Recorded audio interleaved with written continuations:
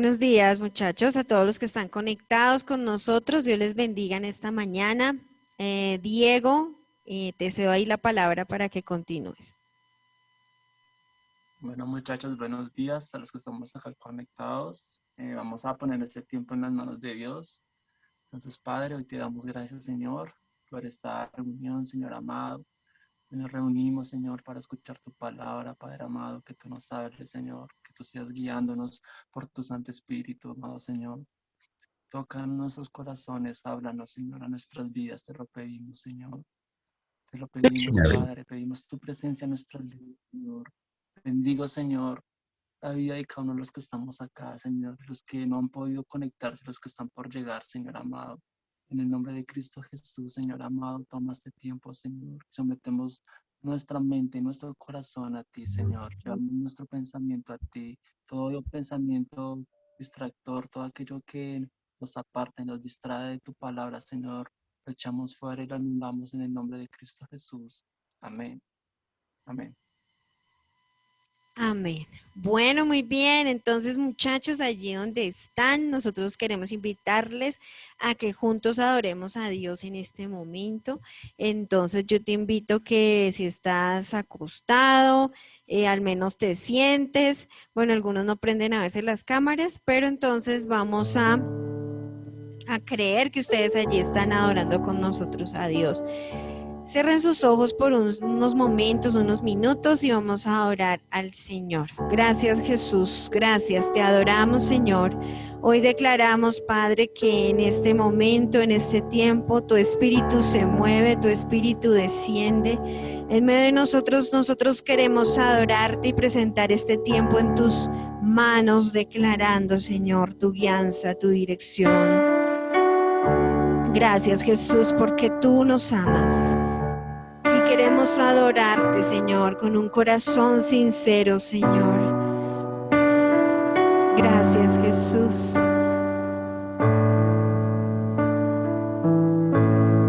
Gracias, Señor, te adoramos.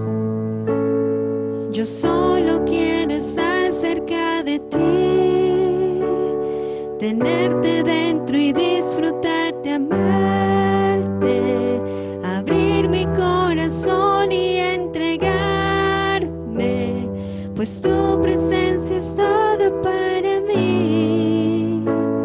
Yo solo quiero estar cerca de ti, tenerte dentro y disfrutarte, amarte, abrir mi corazón y entregarme, pues tu presencia es todo para mí. Espíritu Santo, ven, ven, Espíritu Santo,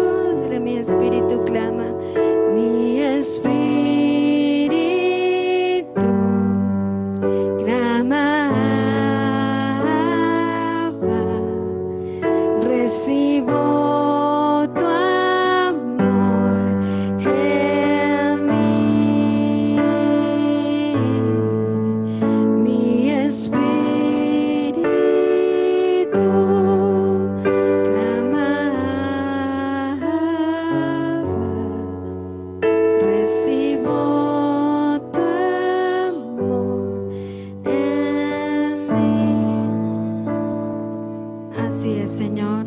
Hoy recibimos tu amor. Coloca las manos un momento en tu pecho, en tu corazón. Tú que estás ahí, nos estás escuchando. Ora a Dios.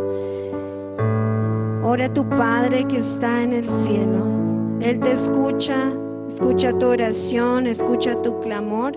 Y hoy recibimos tu amor, hoy recibimos tu presencia. Nuestro espíritu clama, Abba Padre, Abba Padre, Abba Padre. Señor, conéctanos contigo. Te necesitamos a ti, Señor, y te anhelamos. Hoy rogamos que la presencia de Dios nos inunde, nos invada, Señor. Llénanos con tu presencia. Te amamos, Jesús, y al estudiar tu palabra, Señor, dirígenos y que sea tu ministración en este lugar y en las casas de cada uno de los muchachos que están conectados. Allí, Señor, tu presencia, tu obrar y tu espíritu. En el nombre de Jesús, gracias, Señor. Te amamos, Padre. Amén. Chicos, bienvenidos. Vamos a traer las Biblias. Todos, por favor, traigan su Biblia allí donde están. Vamos a ir a la palabra de Dios. Y qué hermoso es que nos podamos hoy reunir, así sea virtualmente, pero podemos estar allí juntos. Y bueno, les voy a contar una historia real, de la vida real. En 1983, estamos hablando ya hace bastante tiempo, yo no había nacido.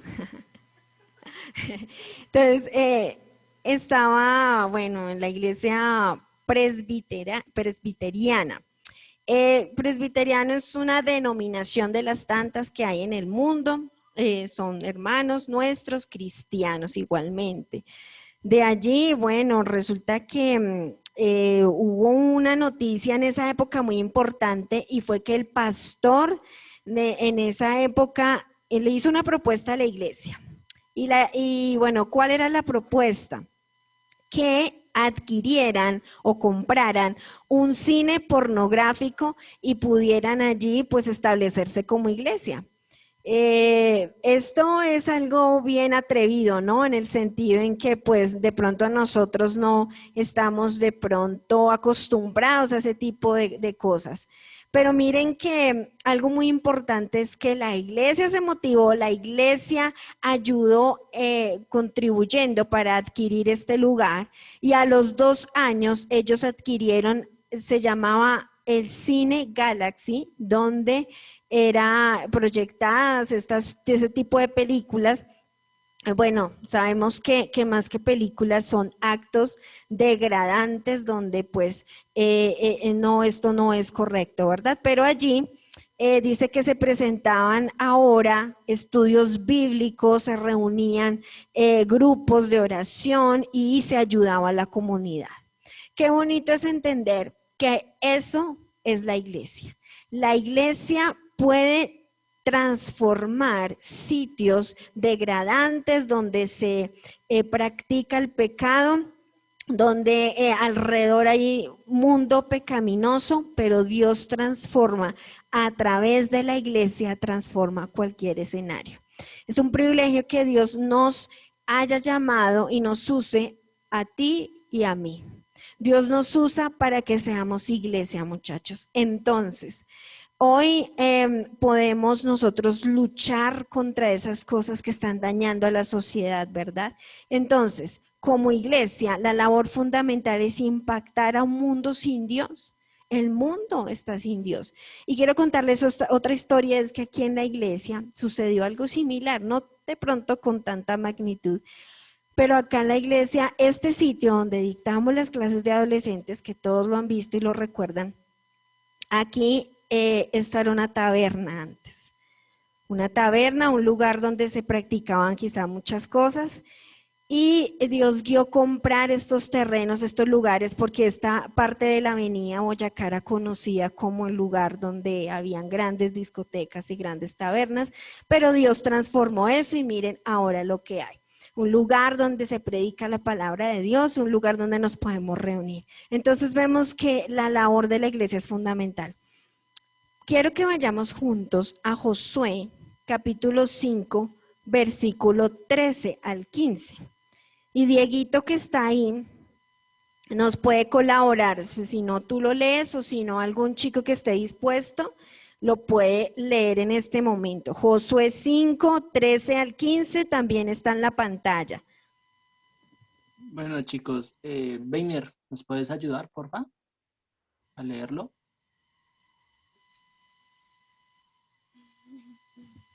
Te escuchamos.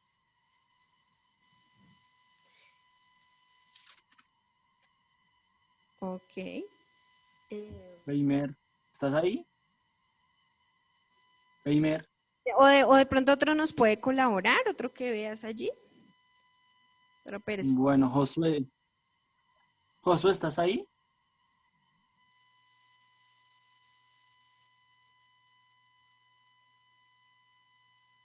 Josué, no, como que no está. Bueno, entonces pidámosle. léelo tú, porfa. Gracias.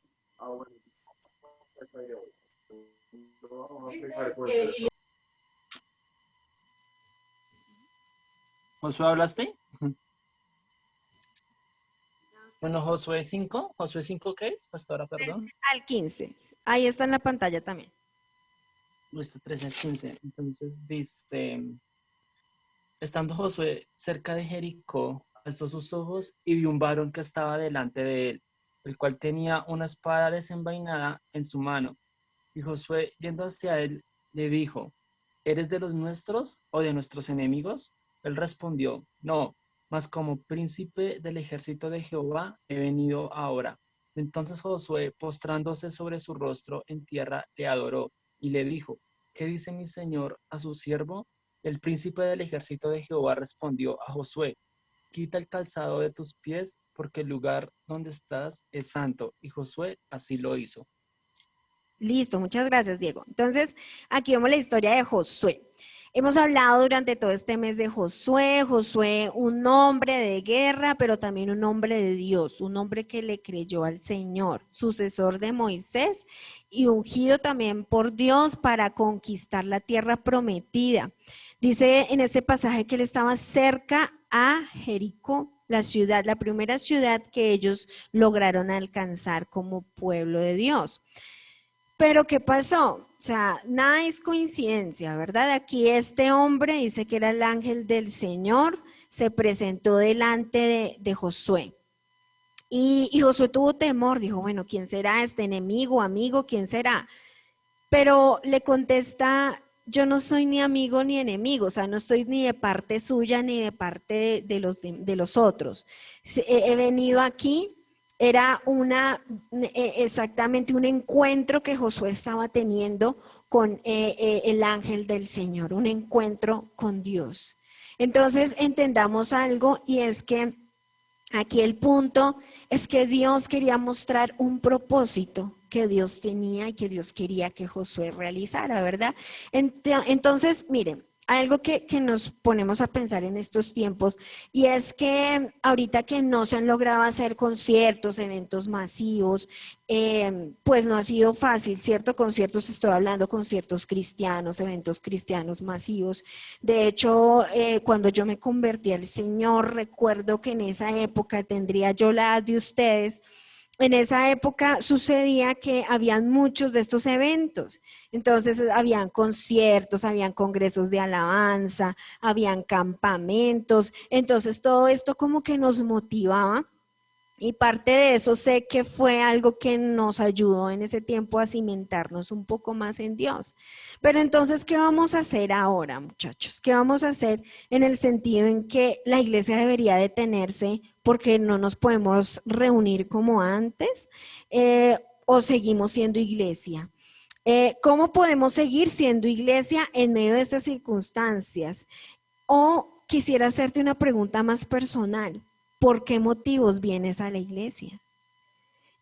Yo quiero que tú te preguntes y te contestes a ti mismo, ¿por qué vienes a la congregación? ¿Qué te motiva a venir a la iglesia? ¿Y qué propósito tendrá Dios conmigo, verdad? Y bueno, vamos a mirar un poco de este personaje Josué, ya ahorita vamos a mirar otros personajes bíblicos, pero mira, Josué en primer lugar pudo comprender a qué se iba a enfrentar. Entonces Josué en este aspecto pudo comprender que realmente se estaba enfrentando a algo muy grande. Miren que en el pasado los israelitas habían sido esclavos, habían pasado o estaban en esclavitud allí en Egipto. Ahora, ellos eran o se habían convertido en nómadas. Los nómadas son los que están de un sitio a otro, no tienen un sitio establecido para vivir. Pero ahora ellos se estaban convirtiendo en un ejército poderoso, o sea, estaban sufriendo o estaban transformándose, ¿cierto? Entonces es importante entender que esto a raíz de este maravilloso encuentro, o sea, Dios mismo se le presentó a él, pero entendamos algo y es que seguramente, como Dios le había prometido, Dios estaba con Josué. O sea, así como estuvo con Moisés, Dios le había prometido que así estaría con él durante este proceso, durante esto. Y pues cabe resaltar que pues Dios mismo se le presentó, entonces Dios le estaba dando una señal. Efectivamente era una guerra a la cual iban y Dios estaba confirmando su presencia sobre él, que Dios estaba con él. Pero también estaba dando a entender que todo este proceso era parte de un propósito que Dios tenía con su pueblo. Y quiero que nos centremos o que vayamos entrando a esto. ¿Cuál será el propósito? Fue la pregunta que te hice hace un momento. ¿Por qué motivo vienes a la iglesia? ¿O por qué Dios me escogería a mí para ser parte de su iglesia? Entonces, ¿cuál es nuestro propósito como iglesia? Al poseer la tierra prometida en este caso, no se trataba de una guerra sin sentido, como ir matando personas, asesinar gente por asesinar. Dios no quería eso, ¿verdad? Lo que Dios pretendía era que así como Dios se había revelado a Israel, este pueblo de Israel diera a conocer a Dios a los otros pueblos que existían en ese entonces. Ese era el plan de Dios. Y tal vez los israelitas no lo entendieron en su momento, pero Dios quería que ellos dieran a conocer al Señor, sus maravillas, el amor de Dios, que así como Dios amaba a Israel, Dios amaba también a los seres humanos, a los demás seres humanos. Entonces, bien importante esto. Asimismo, cuando tú y yo podemos conocer a Jesús como nuestro Señor, como nuestro Salvador, así como Dios ha salvado tu vida y tu vida ha sido rescatada, asimismo nosotros llegamos a ser parte de la iglesia. Es decir, cuando tú tienes a Jesús en tu corazón, tú eres parte de la iglesia, tú eres parte de esta iglesia. No solo de la Iglesia Centro de Fe y Esperanza, tú también eres parte de la Iglesia Universal, que está en todo el mundo, tú eres parte de la Iglesia de Jesús. Y como cuerpo de Cristo, nosotros tenemos acceso a las promesas, a las bendiciones de Dios para sus hijos, pero más allá de eso se trata, o ser iglesia se trata de Dios, se trata de un propósito que Dios tiene. Miren que la Biblia dice que toda rodilla se doblará y toda lengua confesará que Jesucristo es el Señor. Entonces se trata de Dios y de hacer su voluntad en nosotros. Eso es lo que Dios quiere hacer y cómo Dios quiere que nosotros seamos iglesia reflejando ese propósito y ese plan de Dios. Listo, chicos, los voy a dejar con mi esposo y él les va a seguir enseñando esta palabra. Amén, gracias a Dios. Bueno, vamos a tocar el piano. No sé tocar el piano, así que voy a quitar esto de acá. Porque no sé, canto en la ducha. Gracias a Dios, el propósito del Señor. Eso es muy importante, lo que compartía mi esposa hace un momento, acerca de lo que nosotros estamos llamados a hacer como iglesia. Recordemos, mira, Dios te salvó a ti, me salvó a mí para que confesemos el nombre de Cristo Jesús, el Señor. Es algo muy clave que debemos tener en nuestra mente, en nuestro corazón también, que fuimos creados para, esta mañana compartí un versículo con algunos de ustedes, a los que tengo en los contactos, y dice que somos hechura de Dios, creados en Cristo Jesús para buenas obras, para buenas obras. Creo que está aquí con esto. ¿Sí? Bueno, gracias. Que no me corte la cabeza. Listo. Entonces, creados en Cristo Jesús para buenas obras. Para eso hemos sido creados. Ahora, hablando acerca del propósito de Dios, quiero que hablemos acerca de dos personajes. Dos personajes que vamos a hablar, que sé que ustedes los conocen, han escuchado acerca de ellos, pero vamos a ver algunos datos que tal vez no conocíamos de ellos y cuál fue la diferencia entre los dos. Dos personajes que aunque vivieron en épocas diferentes de la historia, los dos tenían cosas muy en común, pero también encontramos marcadas diferencias. Y estos dos personajes, uno es Sansón, el fortachón así como los que están conectados, y Juan el Bautista. Aunque ustedes no lo piensen, quiero que piensen en algo. ¿Qué cosas tenían ellos en común? A ver, no sé si me ayudan a participar. Vamos a hacer esto un poco participativo, claro que sí. Entonces aquí tenemos a Steven, bueno, también a Daniel, Josué. Listo. ¿Quién me quiere ayudar a recordar qué cosas podrían llegar a tener en común Sansón con Juan el Bautista? A ver, ¿a quién le preguntamos? Valentina, Diego. Bueno, lo que tenían en común Josué y Sansón, ¿quién es? ¿Sí? ¿Sí es Josué? No. Y ellos dos, sí, ellos dos. Bueno, es que bueno, ellos dos eran apartados para Dios. Ok, Y pues, sí, eso, principalmente eso. ok, listo, muy bien. Gracias, Diego. ¿Quién más? ¿Quién más dice algo? ¿Qué tendrían ellos en común? ¿Qué cosas tenían en común? Ahora sí le pregunto a Valentina. ¿Qué cosas tienen en común Sansón y Juan el Bautista? Bueno, están como pensativos en esta mañana, debe ser por lo que no activan las cámaras. Resulta que los dos tenían en común lo siguiente. Primero, la mamá, o sea, los papás de ellos o la mamá de ellos no podían concebir hijos. Vemos a Sansón, su mamá no podía tener hijos, era esposa de Manoa, pero también vemos en la mamá de Juan, Elizabeth, prima de María, la Virgen María, no podían concebir hijos. Y algo importante, cuando ellos fueron a nacer, fueron anunciados por un ángel. Y este ángel les dice a los respectivos papás que iban a tener este hijo y que este hijo sería, como lo decía Diego, consagrados para Dios. Algo que en la Biblia se llama el voto nazareo. Y voy a explicarles más o menos lo que era el voto nazareo. Un voto nazareo era nazareo significa apartado o consagrado más bien, significa consagrado. Es decir, que estos muchachos eran consagrados para Dios. El voto nazareo no solamente era un voto de por vida, sino también hay momentos del voto nazareo que eran consagración temporal. Por ejemplo, la Biblia habla acerca que probablemente Pablo, ese fue el voto que él hizo cuando entró a Jerusalén, cuando fue capturado y demás, pero esos votos temporales. Ahora, ellos dos tenían tres cosas y tres cosas básicamente voy a explicarles lo que es el voto nazareo. Primero, no podían emborracharse, es decir, no podían tomar, dice ahí, el fruto de la vid, es decir, bebidas fermentadas, no podían emborracharse, no podían hacerlo. Otra situación que debían abstenerse era de cortarse el cabello, cosa bien interesante, ¿no? Algunos muchachos dirán, ese sí lo hago, pero no podían cortarse el pelo, no podían cortarse su cabello. Y una tercera es que no podían acercarse a ningún cadáver podían tener contactos con ellos. Bueno, esto lo vemos allí, aunque pareciera hoy en día algo poco trascendental, pero en pocas palabras significaba que se abstenían de cosas que no es que fueran ilícitas, pero se abstenían de cosas para estar consagrados para Dios. Ahora, quiero que hablemos cómo fue la historia de Sansón. Entonces, en sus Biblias vamos a leer en Jueces capítulo 13, versículo 2. Ahí sí no creo que no hay excusa para no leer porque están en sus casas, es decir, que ahí tiene la Biblia, imposible se les haya quedado en la casa porque están en la casa.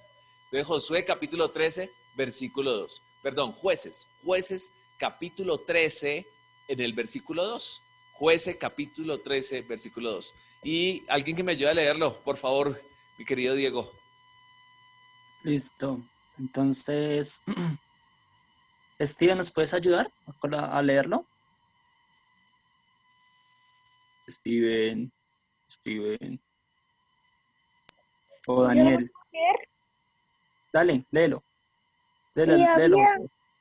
y había un hombre de Zorra, de Zorra, de la tribu de Dan, el cual se llamaba Manoa, y su mujer era estéril y nunca había tenido hijos. Más adelante, hasta el 5, por favor.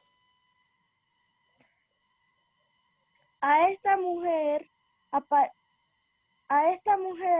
apareció el ángel de Jehová y le dijo: He aquí que tú eres estéril y nunca has tenido hijos, pero concebirás y darás a luz un hijo. Ahora pues no bebas vino, ni sidra, ni comas cosas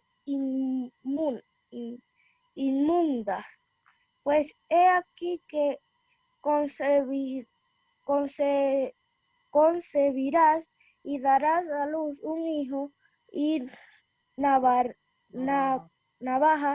no pasará sobre su cabeza, porque el niño será nazareo a Dios desde su nacimiento, y él comenzará a salvar a Israel de mano de los filisteos. Amén. Gracias, Josué. Muy bien, esto es lo que dice la palabra de Dios respecto al nacimiento de Sansón, algo bien extraordinario. Sucede que Sansón tenía ese voto nazareo, pero también algo sucedió con Sansón, y es que Sansón no cumplió con ese llamado, con esa consagración.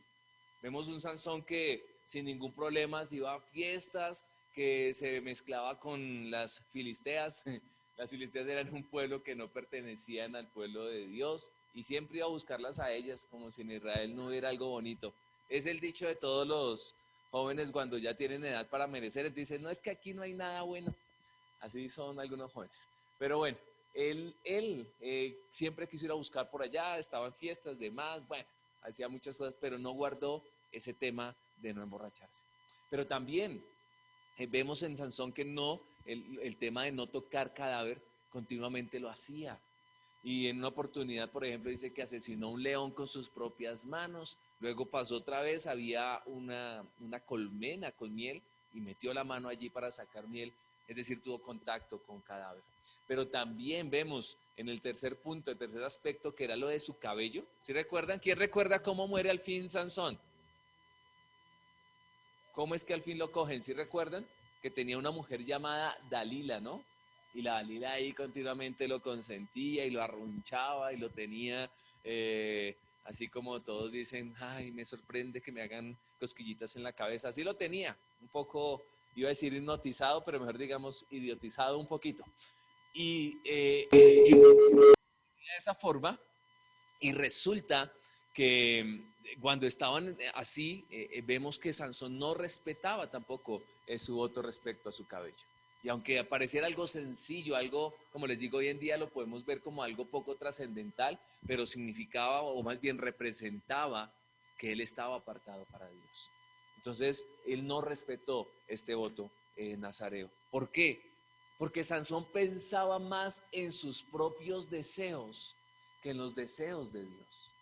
Y creo que es una de las cosas con las cuales todos nosotros debemos luchar en algún momento, muchachos. Y es que nuestros deseos, en algunas oportunidades, por no decir muchas veces, se van a ver en contravía con los deseos de Dios. Resulta que en ese momento Sansón se movía más por sus propios deseos. Se movía más por sus deseos que el deseo de Dios. El deseo de Dios, sin duda, es que él fuera uno de los jueces. Los jueces fueron un grupo de hombres que gobernaron la nación de Israel después de la muerte de Josué hasta que se establece el rey o reyes en Israel. Esos eran los jueces y el deber del juez era librar a la nación, que los enemigos no los invadieran, que hubiese orden en la nación, que no se desordenaran ni vivieran desenfrenadamente. Pero a Sansón no le importaba eso. Él quería sentirse bien, sentirse rico. Y por eso él simplemente, más que el deseo de Dios, que era librar a su pueblo y guardarlo, él simplemente se concentró en sus riñas, en sus peleas personales. Entonces, si a alguien le caía mal, pues imagínate, el tipo podía echar una puerta encima, pues iba y los cascaba, fácil, ¿sí o no? Entonces iba y levantaba, una vez mató ¿a cuántos? A 5.000, con una quijada de un burro. Entonces, eso cuál pata de cabra ni nada, sino con una quijada le daba a todo el mundo. El tipo simplemente vivía en sus propias riñas y no entendía que el propósito de Dios era aún más grande. No que estuviera toda la vida dándole con un burro a la gente, no que todo el mundo todo el tiempo estuviera agarrado con todo el mundo, sino que liderara a una nación para ser libre de la opresión, pero para que glorificaran a Dios y pudieran vivir en el diseño de Él. Entonces, queridos, Sansón no lo cumplió. Sansón vivía más por sus propias emociones y deseos. Miren lo riesgoso de vivir según nuestros deseos. Porque hoy estamos en una cultura en la cual dice, simplemente si tú te sientes bien haciendo bien, hazlo, o algo, hazlo. No importa lo que diga el otro, no importa lo que diga la otra, hazlo porque te sientes bien haciéndolo. Esto es el engaño más terrible que podemos nosotros pensar que es real. Gente que por estar viviendo en sus impulsos viven destruidos, destruyeron su vida, destruyeron su hogar, destruyeron matrimonios, destruyeron a sus hijos, destruyen a otros, les hacen daño a otros simplemente por hacer lo que les dicta el corazón. Entonces cuidado, porque esa es la forma en que vivía Sansón. No vivía para el deseo de Dios, sino para sus propios deseos. Y algo muy lamentable, Sansón muere y muere sin visión. Claro, todos en algún momento tenían que morir. Sansón tenía que morir en algún momento, pero no de la forma que lo hizo. Sansón, según lo que vemos en la Biblia, murió joven. Y murió simplemente después de haber, dice la Biblia, que 20 años simplemente duró tratando de juzgar a Israel, pero no cumplió el propósito. Duró muchos años tratando ahí como tambaleando y no hizo nada nunca.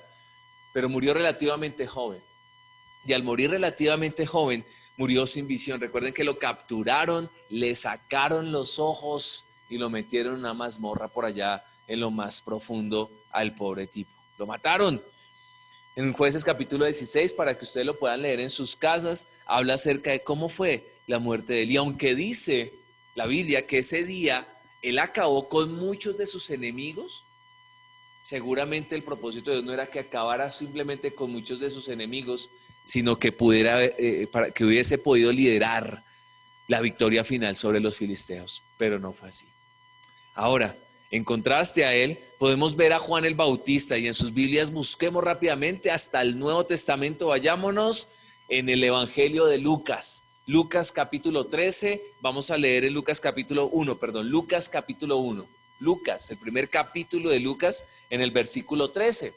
Entonces Lucas 1, 13 al 16. Y sé que ya ustedes tienen listas sus Biblias ahí, queridos chicos, y sé que alguno de ustedes me va a ayudar a leer este pasaje para que todos podamos leerlo juntos.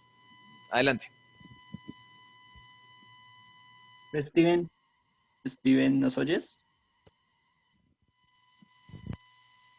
Steven, Daniel.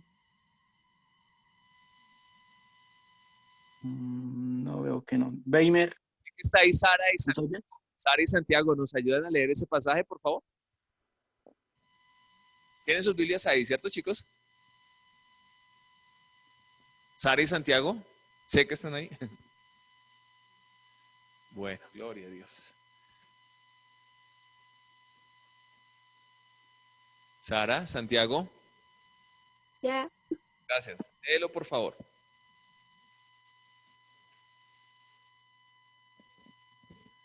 Sí, señora. Igual en la pantalla está. Si aún no le han encontrado sus Biblias, ahí está en la pantalla para que lo lea, Sara.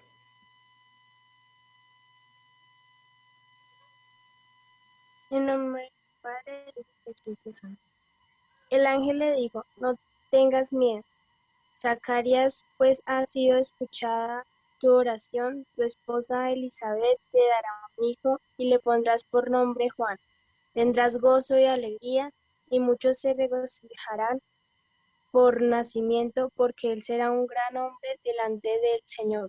Jamás tomará vino ni licor, y será lleno del Espíritu Santo aún desde su nacimiento. Hará que muchos israelitas se vuelvan al Señor su Dios. Amén. Amén. Miren qué tremendo esta parte y hay un paralelo, ¿no? Si ustedes detallaron en la lectura, es muy similar cómo fue el anuncio del nacimiento de Sansón y ahora el nacimiento de Juan. Si ustedes no lo sabían, Juan el Bautista también tenía ese voto nazareo.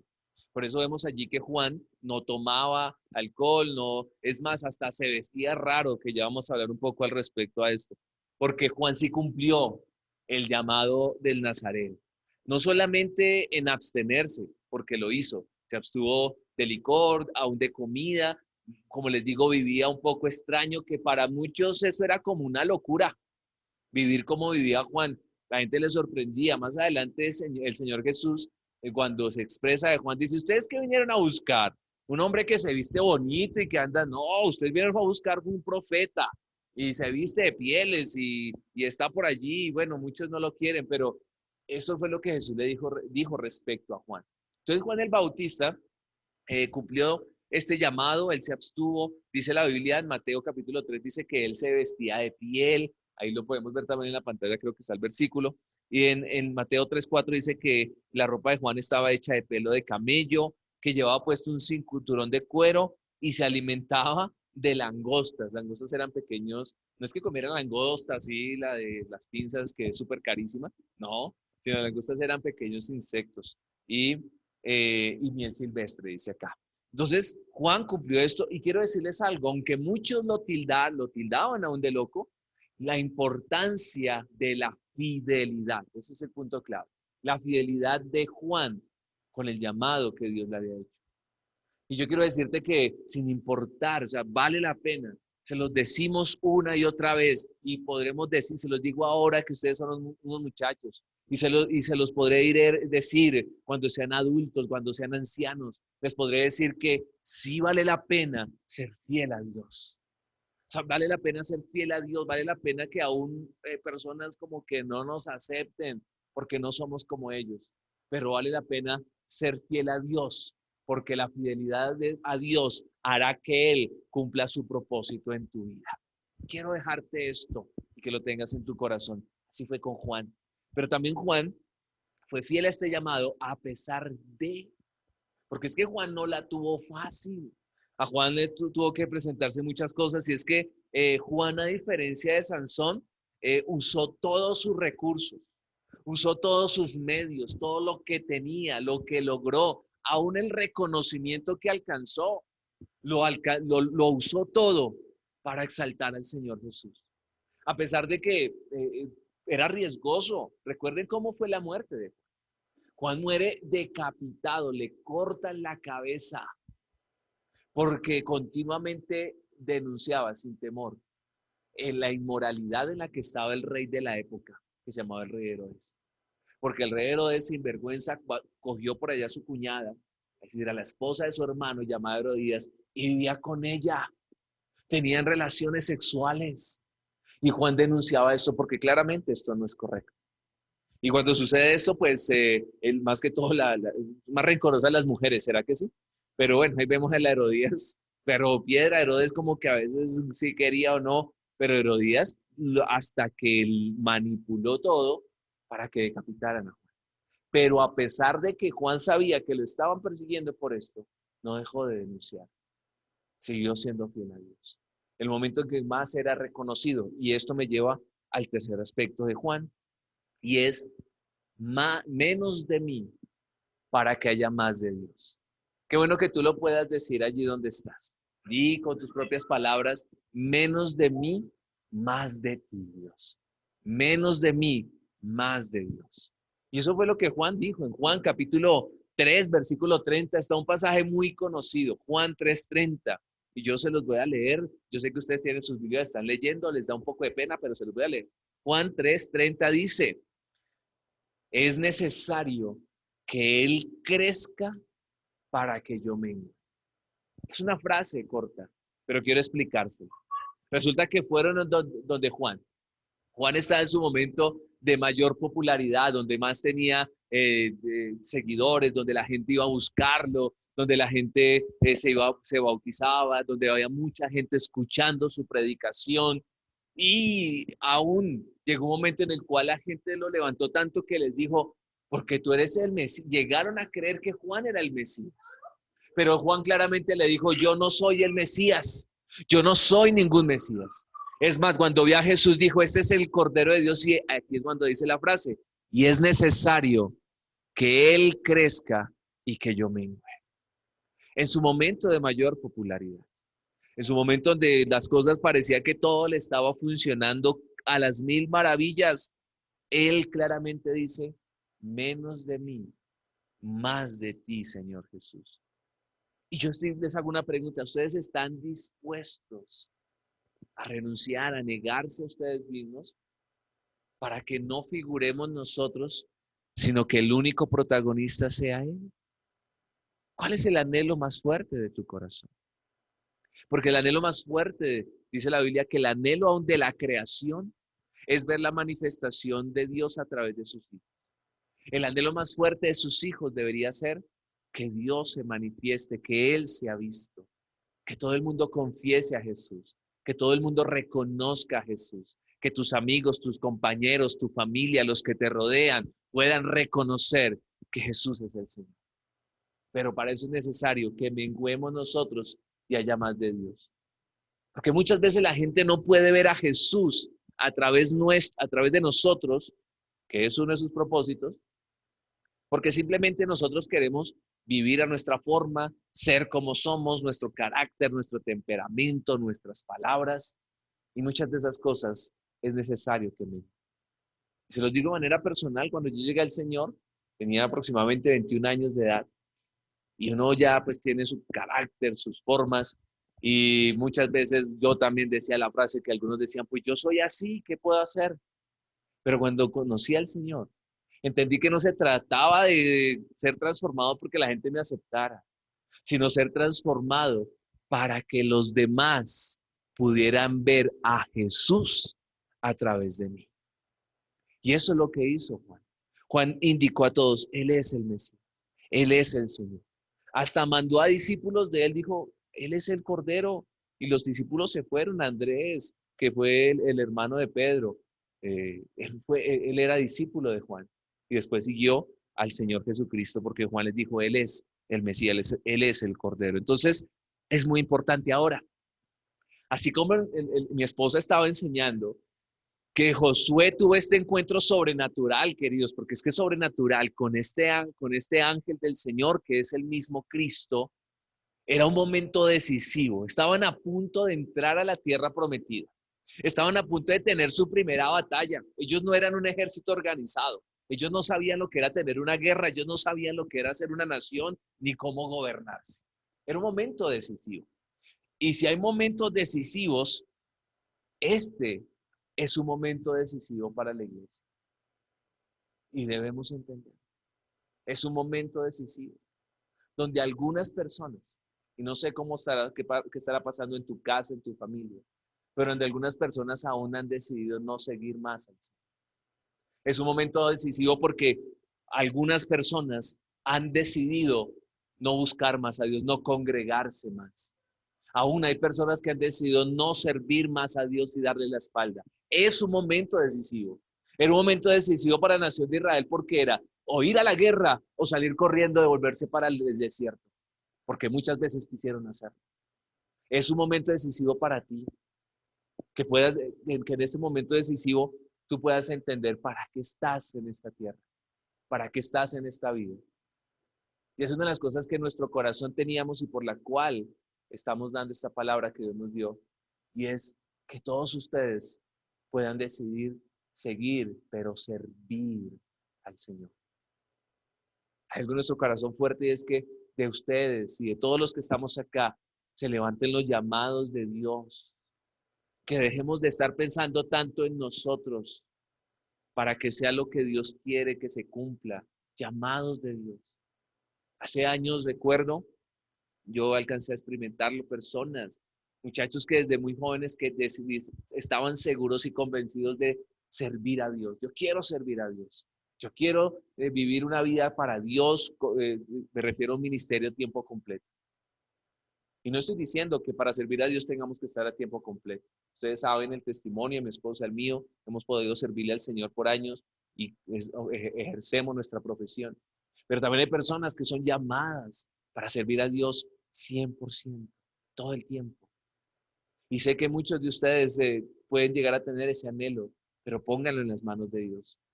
De verdad que haya ese deseo porque es lo mejor que podemos hacer. Juan entendió, no se trata de mí, se trata de Dios. Es un momento decisivo, es un momento decisivo. Por eso, como le decía a mi esposa, el ángel me causó curiosidad esa respuesta, me ha causado curiosidad que dice, pues no soy ni amigo ni enemigo, pues entonces, ¿qué, entonces, ¿qué hace ahí? O sea, queda uno como que, y pareciera que el texto le hubiese faltado alguna parte, porque como que, ¿qué pasó? Pero algo que sí podemos entender es que el Señor estaba dando a entender tal vez que no se trataba de Josué, no se trataba del pueblo, ni mucho menos que el Señor le tuviera bronca a los que estaban allá, sino se trataba que se cumpliera el diseño y el plan de Dios. Eso es lo que Dios quería. Bueno, voy concluyendo con lo siguiente. Hay una encuesta, bueno, ya está en la pantalla.